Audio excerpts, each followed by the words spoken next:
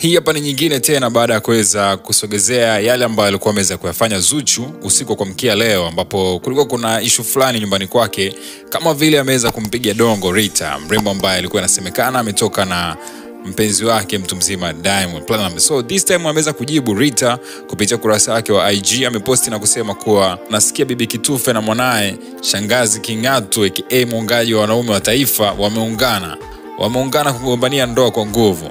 Wamekosa hata haya uso na sura zao kama hii emoji. Akaeka emoji fulani nyeusi na kusema naona limekukaa kooni hilo swala la kodi.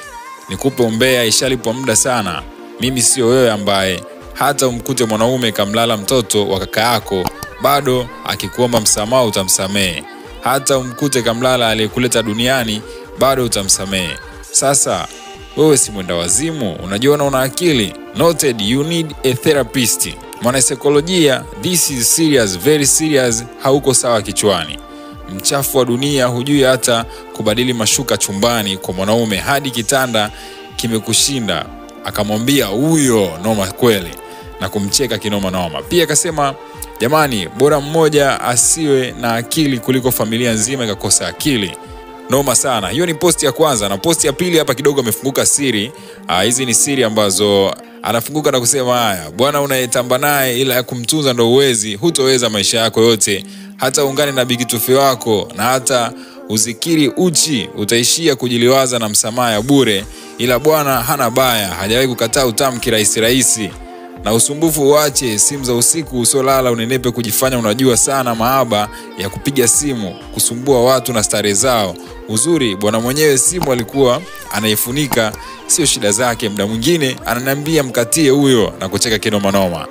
Noma sana. Huyu ni ameandika vitu gani? Noma sana. Akamalizia na kusema kwa sababu akirudi kwako anaombaomba tu, dada chupshaloa, ushasamee bwana Yesu. Hapo akamwambia jina lako jipya Bwana Yesu, msamee dhambi za watu. Akamwambia Zuchu kwamba sasa hivi ndo anaitwa Bwana Yesu, msamee dhambi za watu na vitu kama hivyo. By the way, ni miongoni mwa posti ambayo ni nasty sana, ni ngumu kusoma, inatisha, lakini imekuwa gumzo kwenye mitandao ya kijamii na ndo alichojibu.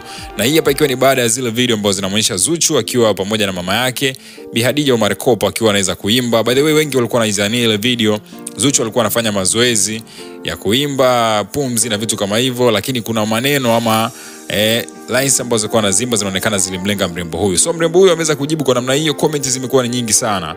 Huku chini kwenye comment section, comment za watu ni mingi kinoma noma. Kuna huyu ambaye anasema huyu dada angekuwa na hela asingeza kuhangaika kuandika hivyo. Lakini pia mwingine anasema Zuchu naye ameyataka bwana, tulikuwa tumeshasahau, yeye amemtaka mwenyewe kumuita aje achukue ya kooni. Noma sana. Mwingine anasema Zuchu aliona majivu akajua moto umezima. Noma sana. Mwingine anasema Zuchu inabidi akauze karafuu kwa aliko. Mwingine anasema ilikuwa ina haja ya kuweza kumaliza Ramadhani na kuitisha kigoma nyumbani.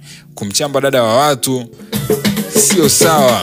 Anasema huyu ala mpunguzia adhabu ya moto walai. Na kweli. Mwingine hapa anasema Zuchu amekutana nacho. Huyu mwingine anasema wote vinganga, mimi siwaelewi wote. Mwingine anasema justice.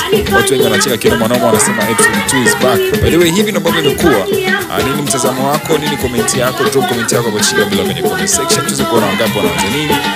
Utakuwa umeweza kutisha kinoma noma. Subscribe like kwenye video, tufollow kwenye mitandao yetu jina ni moja @TemTV. Till next time, bye. Ciao. Peace.